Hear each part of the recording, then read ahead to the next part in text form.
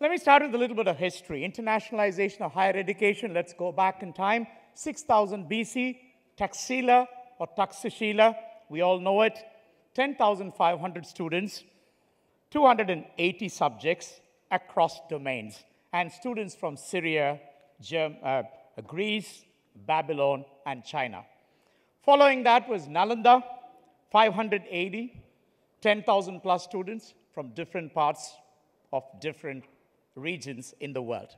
India has a history of being international and being the center for various international education endeavors.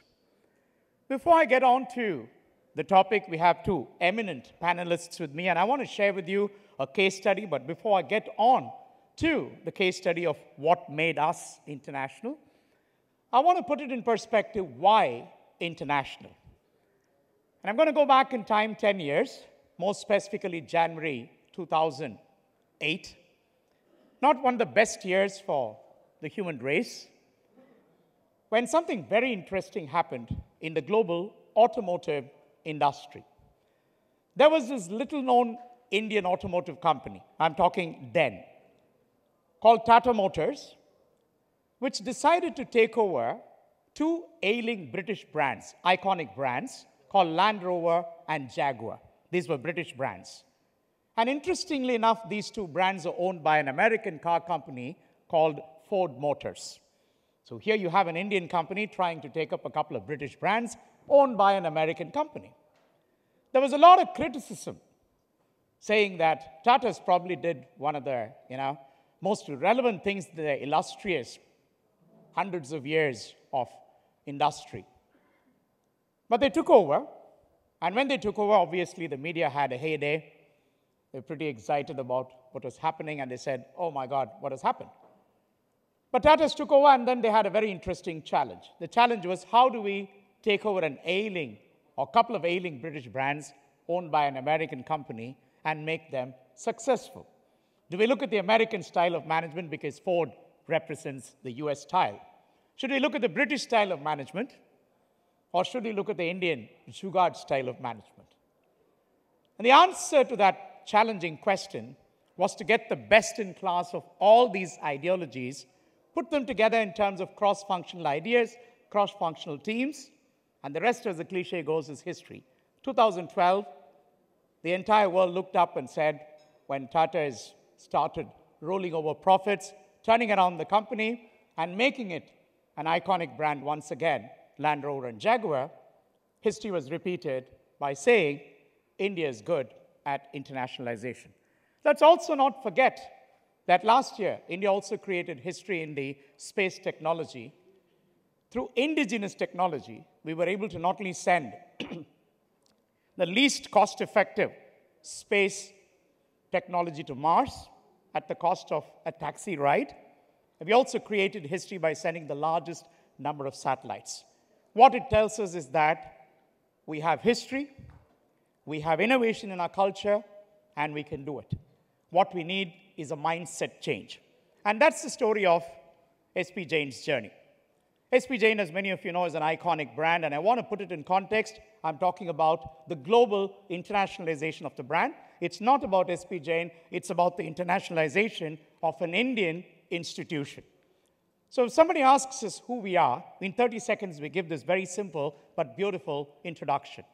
SP Jain Global has Indian ethos and heritage, has Australasian footprints, because we are in Dubai, Singapore, Sydney, and Mumbai, has an Australian accreditation because we are a fully accredited Australian institution from Texas, Australia, and most importantly, are featured in some of the most respected international rankings. We've been talking a lot about these rankings. Fortune, Forbes, Financial Times, and The Economist, to name a few.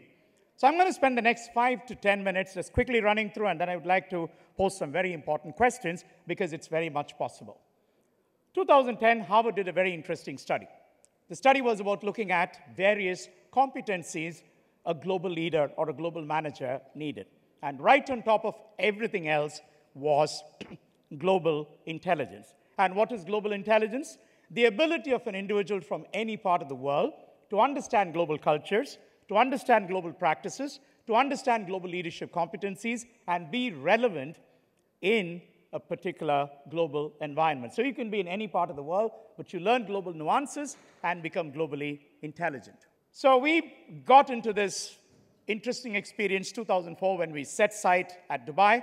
Dubai was inviting some of the top institutions across the world. We were one of the first to establish the campus there. And then came a number of accolades in just 4 years. The first campus was Dubai, the second one was Singapore, and the third one, which happened to be our parent campus, was in Sydney, Australia. And over the years, the rankings, I think. So somebody very interestingly said, why do we need rankings? Rankings are a benchmark of excellence. Rankings are also an idea where we can see ourselves, compare ourselves with the best in class. And we were very disturbed in the morning when we saw some sordid statistics of Indian universities not being on the rankings, which is why I'd like to emphasize that we are on some of the most respectable rankings worldwide in the last 8 to 9 years. And I think it's a pride not just for us, but for all Indians to show it can be done. So how did we do it? So what do we internationalize? Do we internationalize the student experience? Do we internationalize the faculty? Do we internationalize the curriculum? And I think the answer is, it is a global mindset.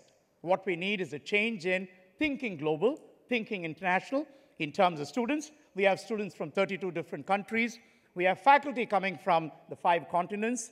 We have experiences with multiple partner universities across the world, and not forgetting the importance of technology in all these equations.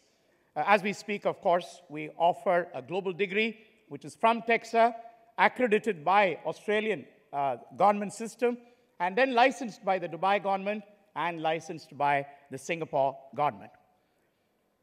I think the proof of the pudding in all this is the quality of the alumni, what they do, how they do it. And I think I'll just take one case study. The person on the extreme left is John Filbert. John Filbert was a 100% scholarship student because he couldn't afford the fees. He couldn't even afford the living expenses and the air tickets because he was that, economically deprived, but went on to continue the program, and currently he's a Minister of Youth and ICT in the government of Rwanda. So an Indian institution can create international graduates for the international market, and we can continue to do it, as you see on the thousands of examples on our website. So how did we make this happen? I think the first was the global experience, multi-campus, multi-country experience, and I'll end it with another beautiful study from Cornell, and then the classes using high technology. Now, here's another very important thing that I want to bring in. We've been speaking about education and technology, but I think education is technology. So gone are the days when you can have technology in education. Today, technology is part and parcel of any kind of education, notwithstanding just the focus on STEM curriculum. So what we have done is, for a business school of our nature, we have now invested in artificial intelligence labs, blockchain labs, fintech labs, big data and data analytic labs, neuromarketing labs, IoT labs, deep learning and machine learning labs. Now that's a crazy conundrum. What has technology got to do with business? But let's be realistic. Technology is business, and business is technology in the 21st century. So you need business professionals who are global, with a global mindset, but also equally technically savvy to take on any kind of challenges.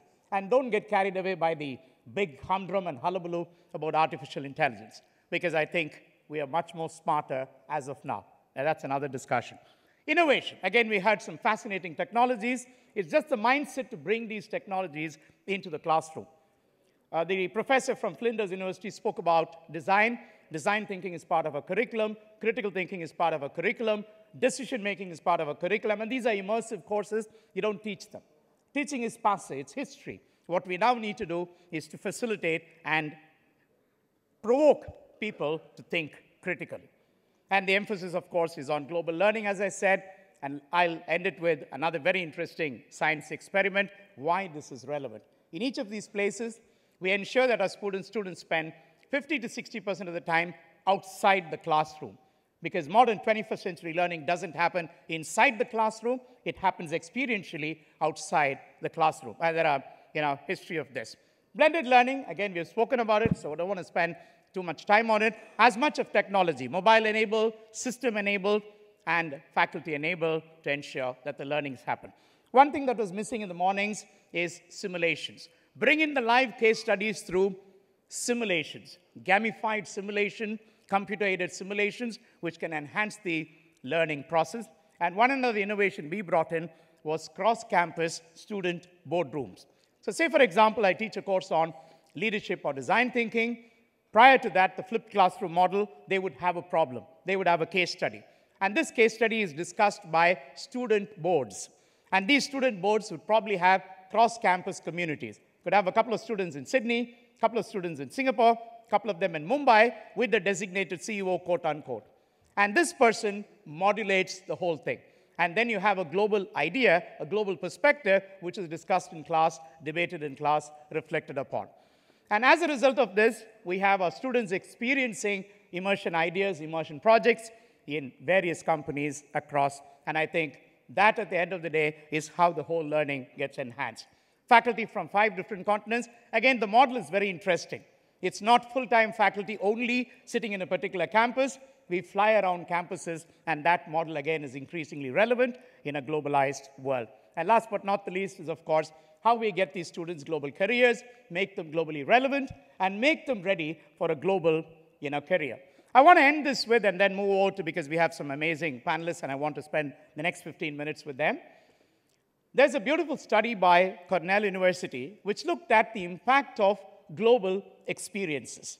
So all they did was a very simple experiment in the classroom where they had a whole bunch of people, but broadly classified into 3 categories. Category number 1 were people who had an all-American experience. They were born, brought up, studied, experienced only in the United States. They had a second category of people who had a 2-country exposure, United States and another country. And then you had a third category of people who were multi-country exposed.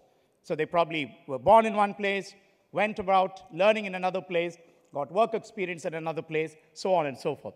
All 3 of them were given a very simple decision-making problem. It's called the famous or infamous Dunker candle problem. You're given a candle, you're given a small box of brass tacks, and you're given, the challenge is to fix the candle on a wall and ensure that the candle doesn't fall off. Now, it's not an easy problem. It looks easy, but it's very challenging for the mind. And here are the results. The people who had a single country exposure had an 18% success rate. The people who had a 2-country exposure had a 37% success rate, because it's almost double. But the people with a multiple country exposure had a 67% success rate. Reason? Neuroscience has the answer. Every time a person is exposed to a new culture, a new global environment, a new global experience, your brain is forming new neural connections. And each time these neural connections are formed, they get absorbed in the neural system.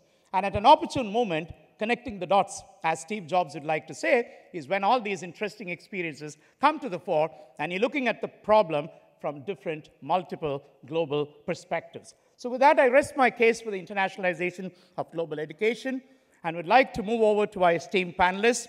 We have 2 of them. We have Dr. R. Raman, Director of Symbiosis Institute of Management, and then we have Professor Furqan, Secretary General from the Association of Indian Universities. Gentlemen, I, with an Indian ethos, Indian heritage, have shared how India can take it forward. I'd like to start with Professor Furqan from the Association of Indian Universities. You are the de facto body that can help us do this. With this small case study that I shared that it's possible, how do we move Indian excellence in education, because we have a history, to the global arena? Your thoughts, sir.